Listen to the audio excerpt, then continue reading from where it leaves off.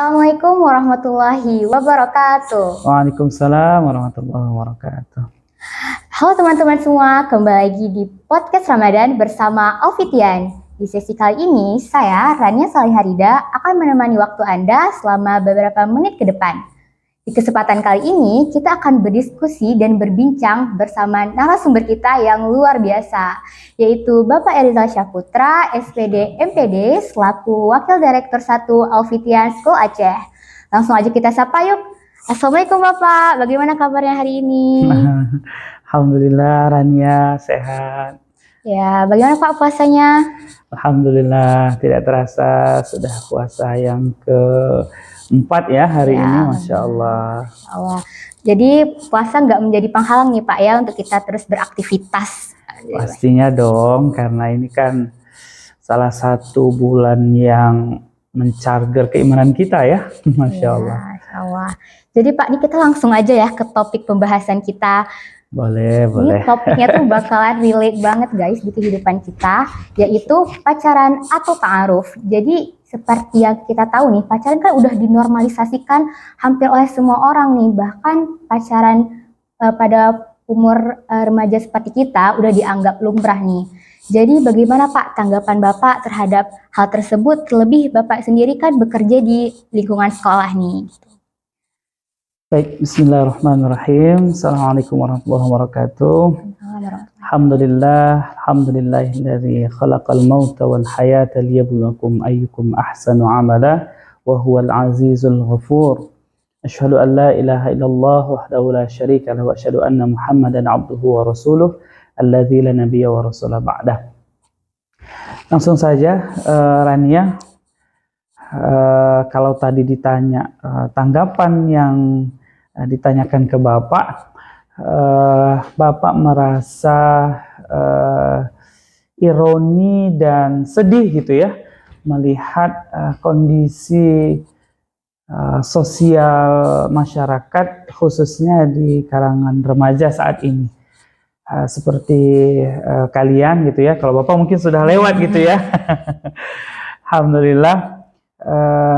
Bapak juga sudah menikah dengan seorang wanita yang bernama Syarifah Rina Mayasari. Halo Bunda, hari ini di rumah, tadi katanya minta disapa. Ya. Juga anak-anak saya Alhamdulillah sudah ada Muiza Afrahunisa yang pertama, kakak Abi masuk TV. Kemudian ada juga yang kedua anak saya Uwais Al-Ashfahani. Beliau saat ini kelas 1 dan si kakak kelas 2 SD di Alfitian School Aceh. Masya Allah. Namanya ini Uwais Al-Ashfahani ini saya ambil spesial gitu. Sebagai tokoh pemuda juga di usia kalian. Dan satunya lagi di ujungnya itu Al-Ashfahani, itu seorang ulama besar, dan kebetulan pada saat itu nama murabbi saya juga itu Al-Ashfahani. Masya Allah. Kembali ke topik tadi terkait dengan bagaimana perasaan saya dan pendapat saya terkait dengan dunia tipu-tipu. Masya Allah, dunia tipu-tipu gitu ya. Jadi Allah sudah jelas nih berpesan di ribuan tahun yang lalu untuk kaum muda, mudi umat Islam, generasi penerus agamanya Allah SWT. Dalam Quran surah Al-Isra ayat 32. A'udzu billahi minasyaitonir rajim. Bismillahirrahmanirrahim. Wala taqrabuz zina innahu kana fahishatan wa sa'a sabila. Allah tegas dan konkret dalam hal ini, itu mengingatkan kepada kita para manusia, insan yang merupakan ciptaan beliau. Beliau melarang, jangan dekati zina. Nah, semua kalangan, semua muslim akrab dengan ayat ini. Dan begitu dekat dengan telinga-telinga kita, artinya sering kita mendengarnya, jangan dekati zina. Dan dalam sebagian Al-Quran atau Mushaf itu langsung diterjemahkan, wala taqrabuz zina, dalam kurung pacaran. Nah gitu, langsung gitu. Bahwa sesungguhnya pacaran itu adalah alat untuk transportasinya mendekatkan kepada kita berbuat zina. Begitu. Jadi ini sudah konsep yang baku yang dipahami oleh orang tua dan anak-anak. Maksudnya remaja ya dalam hal ini. Kalau anak-anak mungkin ada istilah cinta monyet atau apa gitu ya. Nah, jadi itu tujuannya untuk mendekatkan diri kita kepada zina, dan Allah melarang gitu. Nah, tegas sekali ayat ini. Maka sesungguhnya ketika kita meyakini dan mengimani Al-Quran, ayat ini bagian dari Al-Quran. Itu tidak benar kalau dalam hal konteks ini ada yang mengatakan bahwa nggak boleh nggak apa-apa pacaran gitu kan supaya saling mengenal, nanti ketika menikah sudah kenal. Nah, ini nol, tidak benar gitu. Karena sudah jelas ini dilarang oleh Allah SWT. Tidak boleh hal yang dilarang itu kita membenarkannya demi kepentingan untuk kita pribadi. Jadi apapun konsepnya, ketika itu bukan kehendaknya Allah. Nah kan kita nih makhluk nih ya, ceritanya makhluknya Allah gitu. Maka kehendak kita itu harus kita sesuaikan dengan kehendak Allah. Nah, sangat kecil dan miris kalau hanya tujuannya untuk mengenal pasangan atau calon istri kita atau calon suami kita gitu kan, dengan cara berpacaran. Nah, beberapa momen saya ketemu dengan pemuda-pemuda yang ada di Aceh, khususnya kita di lingkungan Al-Fitian School Aceh ini gitu kan. Nah, ada kesempatan itu saya sampaikan gitu, bahwa ya pacaran itu tidak ada keuntungan atau happy ending gitu bahasanya. Tidak ada gitu. Kalaupun ada satu, itu mungkin bagian dari istidrajnya Allah SWT gitu kepada mereka. Kenapa? Karena ini sudah jelas larangan dan larangan dan bukan kehendaknya Allah SWT. Begitu. Jadi di Al-Quran bahkan udah dibilang guys ya, jangan dekatin zina. Jadi ya jangan dideketin gitu ya. Ya benar. Karena saya sudah banyak bercerita dengan muda-mudi, khususnya kaum lelaki gitu ya. Sampai sejauh mana pacaran kalian. Bahkan saya dulu, bahkan judul tesis saya saat itu adalah bagaimana peran rohis ya. Dan saya pada saat itu, ini mungkin saya sampaikan tapi tidak sampaikan sekolahnya. Dengan pembina saya, kami membuat konsep pertanyaan, tidak perlu tulis nama dan lain sebagainya.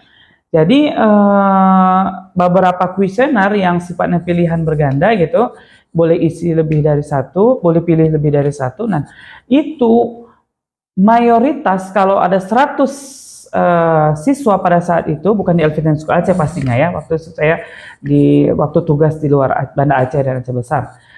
Nah, itu 80% dari 100%, 80 orang dari 100 siswa yang berpacaran pada saat itu, semua sudah melakukan zina gitu.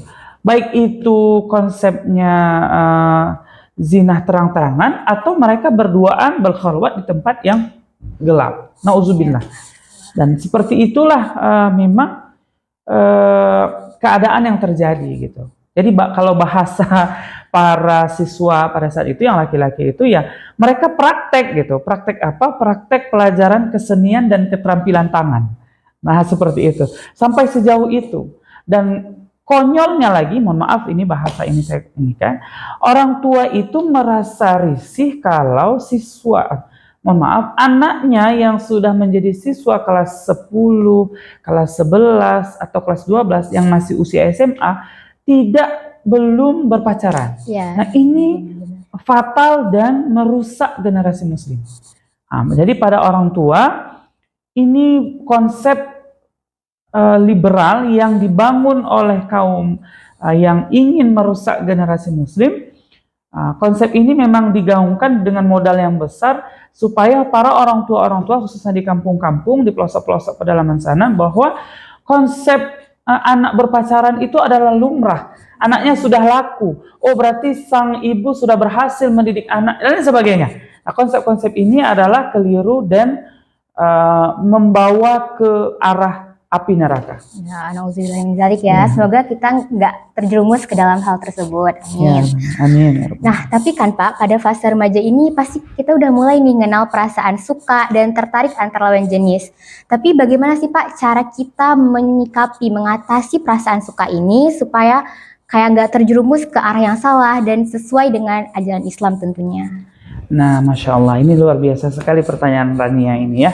Konsepnya bahwa ketika kita berusia mungkin mukallaf atau baligh gitu kan, nah sudah mengenal lawan jenis gitu ya, bahasa saat ini mungkin virus-virus merah jambu gitu kan. Nah, bahwa apa yang bisa dilakukan untuk menghindari pacaran, nah bisa jadi hal ini adalah secara keilmuan, namun itu bukan keilmuan saya gitu kan, lumrah dan fitrahnya kita. Namun dalam hal ini kalau saran saya pribadi yang bisa dilakukan itu, beberapa literatur yang pernah saya baca, kita bisa mengalihkan dengan kegiatan-kegiatan seru yang lainnya gitu. Banyak hal seperti yang saya sampaikan di awal tadi, kita menyesuaikan kehendak kita dengan kehendaknya Allah. Nah, ini memang bahasa guru saya sampaikan langsung plek-gaplek gitu ya. Sama persis gitu. Misal gini, Allah mengharamkan khamar atau minuman-minuman yang memabukkan. Tapi Allah menghalalkan begitu banyak jenis minuman yang lainnya. Ada cendol, ada es dawet, air tebu, apa macam-macam gitu, boba, apa dan sebagainya. Ini sebentar lagi gitu ya, udah disiapkan sama Umi Abi kita di meja makan pastinya ya. Ini sudah jam 6-an.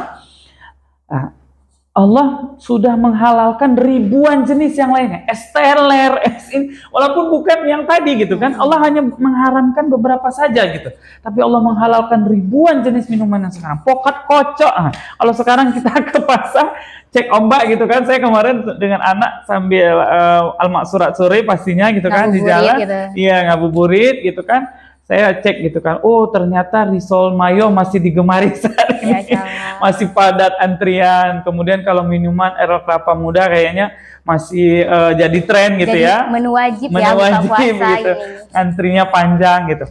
Nah, Allah halalkan itu, kembali ke konteks kita tadi. Allah halalkan itu semua. Gitu. Allah hanya mengharamkan beberapa jenis khamar yang memabukkan, tapi ribuan jenis minuman yang lainnya Allah halalkan. Nah, kembali ke konteks kita, ke pacaran. Allah mengharamkan zina, tapi Allah banyak menghalalkan yang lainnya. Menghalalkan kerja kelompok, menghalalkan kongko-kongko dengan teman-teman di Bukit Belang Bintang, menghalalkan, pastinya sejenis gitu ya, dengan teman-teman kita, komunitas kita gitu kan, pemuda solih atau pemuda perindu surga gitu, atau remaja salihah lainnya gitu kan. Allah menghalalkan itu semua. Mandi di air terjun, mandi di Kuta Malaka bersama teman-teman gitu kan, pergi ke mana, ini bukan endorse ya. Tapi itu gitu, banyak cara lain, kegembiraan lain yang tidak menjerumus kepada api neraka yang Allah halalkan gitu. Kenapa enggak gitu? Serunya itu yang sementara, tapi serunya yang menjadi menuju ridhonya Allah itu bisa kekal sampai akhiratnya kelak. Nah begitu. Jadi ganti gitu. Yang awalnya itu yang tidak disukai oleh Allah atau kehendak kita tapi bukan kehendak Allah, kita ganti dengan kehendaknya Allah Subhanahu wa taala. Banyak. Allah hanya mengharamkan yang sedikit tapi menghalalkan segitu banyak yang bisa kita lakukan. Ya, jadi kan kita ini kan hidup di bumi Allah, jadi kita harus ikut dengan peraturan Allah. Gitu. Toh juga kita ciptaan Allah gitu kan. Iya, jadi ya kita harus ngikutin apa yang Allah suruh sama kita. Benar. Jadi bagaimana nih Pak, menurut Bapak cara mengajari siswa agar memahami nih batasan antar pergaulan antar laki-laki dan perempuan gitu? Gimana cara kita ngajarin? Alhamdulillah, kalau di kita di Al-Fityan School Aceh ini kita sudah mengambil konsep sekolah Islam terpadu.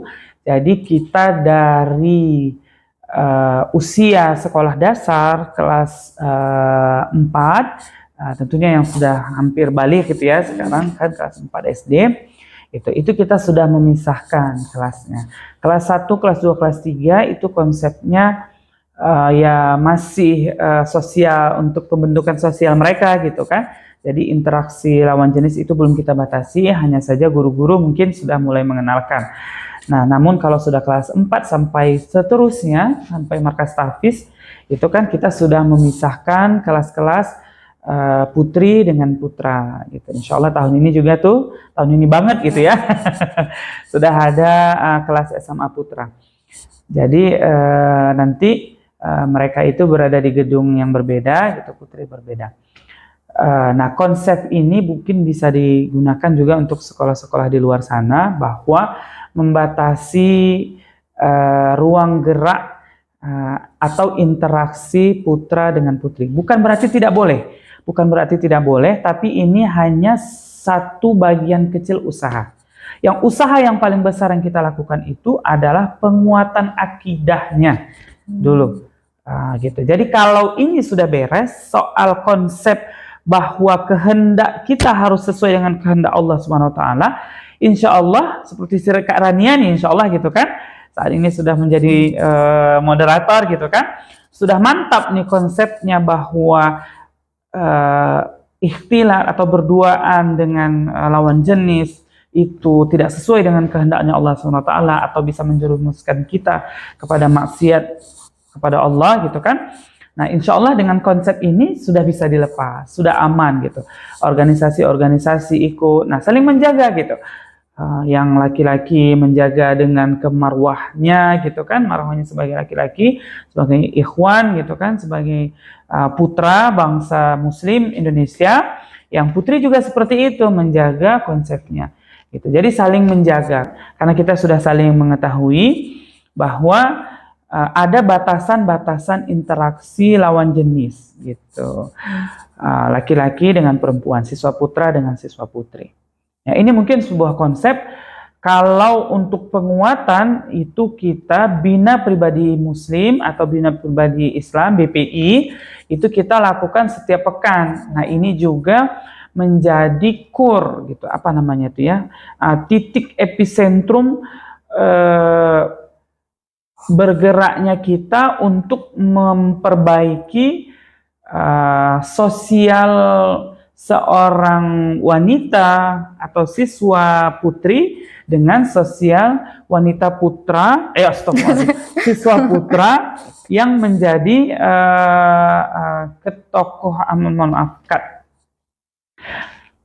dan ini juga menjadi landasan bagi siswa putra agar bisa menjaga keteladanan. Sorry, bukan. Apa sih mau saya bilang? Dan ini juga menjadi landasan bagi siswa putra agar bisa menjaga marwahnya sebagai laki-laki dengan landasan yang sudah kita berikan sebagai pembimbing-pembimbingnya setiap pekanannya itu, agar menjaga interaksi lawan jenisnya, begitu. Oke, jadi diberitahu dulu dari sejak kecil ya Pak. Jadi maksudnya Pak, jadi dibiasakan dari kecil ya untuk kayak mengetahui nih pembatas gimana batasan antar lawan jenis ya gitu. Udah dari usia dini ya teman-teman, udah mulai dibiasakan. Nah, jadi kan tema kita kali ini pacaran atau ta'aruf nih. Jadi kita udah bahas tadi pacaran. Sekarang ta'aruf itu apa sih Pak? Apa itu ta'aruf? Apakah sama konsepnya kayak pacaran? Dan apakah ta'aruf bisa dijadikan alternatif pengganti pacaran? Masya Allah, pertanyaannya lumayan ribet nih ya. Baik, jadi ta'aruf ini sebetulnya berasal dari bahasa Arab ya. Mungkin sistem yang terbangun, saya tidak begitu bisa mengi'rabkan gitu ya bahasa Arabnya, bukan kafaah saya gitu dalam berbahasa Arab, tapi yang jelas saya memahami konsep itu betul karena alhamdulillah saya Allah takdirkan dengan cara itu mengenal dengan istri saya. Ta'arufan ya nih. Alhamdulillah ya. Jadi mungkin saya lebih banyak cerita tentang pribadi saya ya terkait dengan ta'aruf ini. nanti caranya gitu juga ya, tapi jangan sekarang gitu ya. Karena masih SMA gitu ya. Kebetulan saya waktu itu ta'aruf saat kuliah S2 ya, lanjutan magister di UIN Sunan Kalijaga, Yogyakarta. Jadi ketika saya merasa diri saya itu sudah mampu dan layak untuk menikah, maka saat itu saya memutuskan untuk menyampaikan kepada seseorang yang saya anggap, kebetulan saya saat itu di perantauan ya, saya anggap sebagai orang yang saya tuakan gitu bahasanya. Kebetulan saya merantau, tapi pastinya sebelum itu saya sudah minta izin dulu ke orang tua saya. Jadi ini juga sesuatu hal yang menarik ya, yang gimana gitu kan, kita mau komunikasi ke orang tua kita gitu.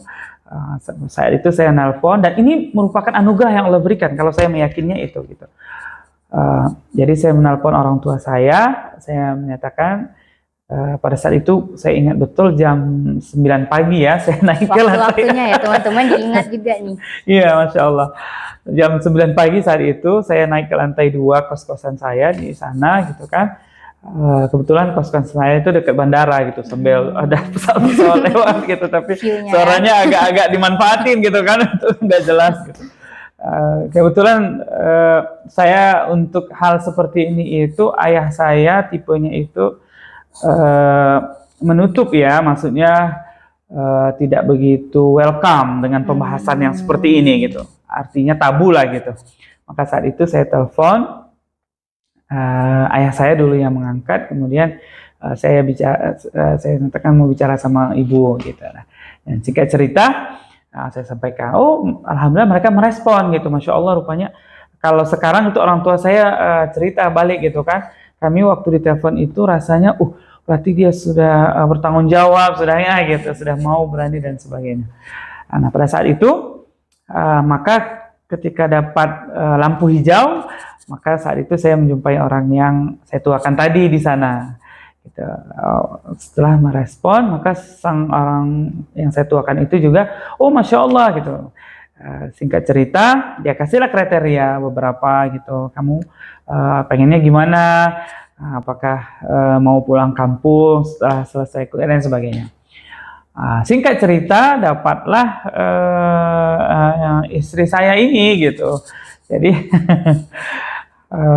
istri saya juga melakukan hal yang sama, tapi tanpa sepengetahuan gitu kan. Dia juga melakukan hal yang sama, saya juga melakukan itu. Kami tidak kenal sama sekali saat itu. Istri saya di UGM, Fakultas Kedokteran, saya di UIN, di Fakultas Tarbiyah. Jadi stranger to lover ya guys ini. Apa tuh? Saya nggak paham. Maksudnya tuh orang asing jadi kayak cinta. Iya gitu. Nah di situ tuh nikmatnya anugerah dari Allah SWT. Nanti ceritanya lebih lanjut ya. Nah jadi lanjut ke situ, maka kami tidak bertemu dulu gitu. Jadi kriteria yang saya tadi itu disampaikanlah oleh seseorang tadi kepada calon istri ini. Gitu. Saat itu masih calon ya. Disampaikan, maka pada saat itu alhamdulillah entah tahu gimana juga gitu kan, mungkin karena kekuatan doa saya juga, doa istri, maka istri mengokekan gitu. Setelah oke di istri saya, maka biodata istri saya tadi yang cerita-cerita maunya gimana setelah menikah, itu jelas tuh, detail tuh, pengen punya anak berapa, kemudian nanti tuanya di mana dan sebagainya, itu detail. Nah itu biasalah ya seorang wanita ketika ingin cari kriteria gitu kan, maka diberikanlah ke saya. Ini kami belum ketemu nih, belum ada tahu, cuman ada foto. Nah, cuma kan nggak ketemu ya, kampusnya jauh. Gitu. Nah, foto saya itu kan diberikan, kemudian dan keinginan-keinginan saya setelah menikah itu juga diberikan. Dia oke, baru keinginan dan foto dia diberikan kepada saya. Nah, karena dia sudah oke tuh tadi. Nah, setelah oke, baru diberikan kepada saya baca istikharah gitu kan. Kemudian saya memahami bahwa tadi itu ya konsepnya, kita menikah itu niatnya untuk ibadah gitu kan. Nah maka saya juga oke, baru Istri juga seperti itu, konsepnya menikah itu adalah ibadah dan pengen pulang ke Aceh. Sama-sama kami asalnya dari Aceh. Nah, gitu. Nah, kemudian ditemukanlah kami, diperlihatkan gitu ya, nazar. Saya dengan orang tua angkat saya itu, beliau juga dengan orang tua angkatnya gitu, perempuan, saya laki-laki. Nah, kami ketemu didampingi oleh orang tua kami tadi masing-masing di perantauan. Setelah itu diperbolehkan bertanya gitu. Silahkan Erizal gitu kan bertanya kepada Syarifah Rina apa saja boleh gitu dipertanyakan. Nanti sebaliknya gitu. Ya, bertanya masing-masing gitu kan. Ya kurang lebih kayak yang di Instagram itulah. Tapi kami belum tahu itu waktu itu, belum tahu di yang Instagram. Saya dapatnya itu setelah menikah baru lihat konten itu gitu kan. Nah, bertanya gitu, dia bertanya ke saya, lebih memperdalam ya, lebih memperdalam. Kemudian saya juga bertanya ke calon istri saya itu, lebih memperdalam juga. Semua hal boleh dipertanyakan saat itu, karena konsepnya kita menikah untuk seumur hidup gitu ya, seumur hidup. Karena kita serius gitu, bukan mau berzina gitu kan, serius mau ibadah. Nah, setelah itu pertemuan itu diberikan waktu lagi untuk istikharah, gitu. Diberikan waktu lagi untuk istikharah. Setelah bertanya-tanya tadi, kalau pada saat itu kami langsung oke gitu. Saya diberikan waktu kalau nggak salah 5 hari. 1 hari saya langsung jawab, oke Ustaz. Gitu. Bismillah gitu. Istri saya nunggu 3 hari, diberikan waktu 5 hari, nah 3 hari. Mungkin karena nggak sanggup nerima ini juga ya doa dari saya gitu kan. Nggak sanggup tahan, langsung dijawab oke juga alhamdulillah. Nah, pada saat sudah sama-sama oke, baru kami buat grup WA. Gitu kan, buat grup WA untuk membahas kelanjutannya. Saya ingat betul grup WA-nya itu saya nggak hapus sampai sekarang. Saya baca aja ya. Masya Allah. Kebetulan HP masih kuat, belum. Masih ada kenang-kenangannya dulu ya. Iya, dan kebetulan Bina Keluarga Samarada, Masya Allah. Bina Keluarga Sakinah Mawaddah Warahmah dan Dakwah, Masya Allah. Itu yang dibuat ya dulu nama grupnya. Dan kami komunikasi di situ. Sampai akhirnya orang tua saya di kampung pergi ke kampung istri untuk mengkhidbah saat itu. Kami dua-dua masih kuliah dan tidak ada interaksi apa-apa. Kan belum halal kan? Cuman baru oke-oke saja, baru khidbah saja. Gitu. Tidak ada interaksi apa-apa. Chat aja harus di grup itu gitu kan? Harus dipantau sama mereka gitu. Gak boleh japri-japri Gak gitu boleh ya. japri karena kan kita bukan saudara, belum saudara saat itu. Bukan mahram gitu ya, bukan mahram kita. Kalau mahram nggak boleh nikah ya. Iya. Jadi di situ komunikasi terus di grup. Orang tua saya itu melihat istri saya itu pada saat khidbah, gitu. Kan kami sama-sama di Jogja tuh. Maksudnya bukan melihat langsung, tapi melihat fotonya waktu wisuda S1. Gitu di rumah, oh ini orangnya gitu. Kalau orang tua istri saya melihat saya, karena dulu kayaknya belum marak video call ya, belum ada fasilitas itu. Jadi orang tua istri saya itu melihat saya waktu wisuda istri saya, gitu. Itu ya, jadi cinta yang baik akan datang dengan jalan yang baik pula. Ya, Masya Allah. Nah itu dia, saya mau ambil kesimpulan itu. Belum kesimpulan ya. Ini konsep dari Rania tadi. Jadi jodoh itu kata seorang ustadz, saya sebutkan aja ya, Ustadz Salim Afillah. Nah ini ustadz panutan saya nih. Jodoh itu sudah Allah tetapkan. Nah, konsepnya seperti itu. Nah cara kita mau menjemputnya dengan cara maksiat atau dengan cara syariat. Nah, keren kayaknya buat pantun. Yep. Jodoh itu sudah ditentukan, mau ambilnya dengan cara syariat atau dengan cara maksiat. Dapatnya tetap itu juga. Ya, kata-kata hari ini ya, teman-teman. Masya Allah. Tapi itu kata-kata Ustadz saya. Oh iya. Baik. Oke, sebagai penutup bincang-bincang kita kali ini, Ustadz nih.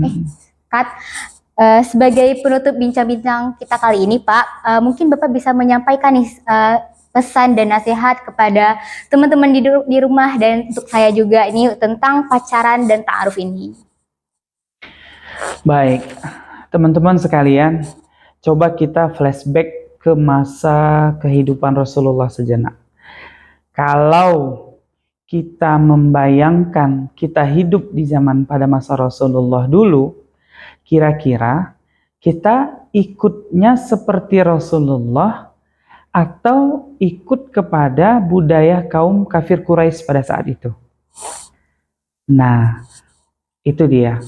Jadi, kita bisa bayangin gitu kan, kalau kita hidupnya dengan bergelimangan dosa, dalam tanda petik saat ini kita bahas adalah pacaran, pasti kita bukan bersama barisannya para sahabat Rasulullah. Pasti kita bersama para kaum kafir Quraisy. Karena kalau saat itu cuma ada dua, sebenarnya sekarang juga seperti itu gitu kan. Hanya ada dua pilihan gitu, hak atau batil gitu. Nah, kalau kita saat ini hidup di masa mereka, kita dengan keadaan yang bermaksiat kepada Allah SWT, berpacaran, berzina dan lain sebagainya, karena tidak ada ujung dari pacaran itu yang baik gitu. Walaupun ada namanya pacaran Islami, itu bohong semuanya gitu. Yang namanya menuju larangan atau maksiat kepada Allah SWT, pasti godaan setannya lebih kencang gitu kan. Nah, kondisi ini perlu kita hadirkan di kehidupan kita saat ini. Kita bisa bayangin ketika kita melihat pada saat zaman Rasulullah dulu, pasti yang maksiat-maksiat itu bukan barisannya Rasulullah. Yang pacaran-pacaran itu, yang minum-minum khamar itu, bukan para sahabat-sahabatnya Rasulullah. Berarti kita di golongan yang kafir Quraisy. Gitu. Artinya yang menentang Rasulullah SAW. Itu saja. Mari posisikan diri kita untuk bersama barisan para sahabatnya Rasulullah SAW. Amin, amin. Masya Allah, terima kasih banyak kepada Bapak Erizal atas ilmu dan nasihatnya. Semoga bisa menjadi amal jariah untuk Bapak sendiri dan bisa menjadi manfaat bagi kita semua. Terima kasih juga kepada para pendengar telah bergabung bersama podcast Ramadan hari ini. See you and stay tuned in the next video. Wassalamualaikum warahmatullahi wabarakatuh. Waalaikumsalam warahmatullahi wabarakatuh.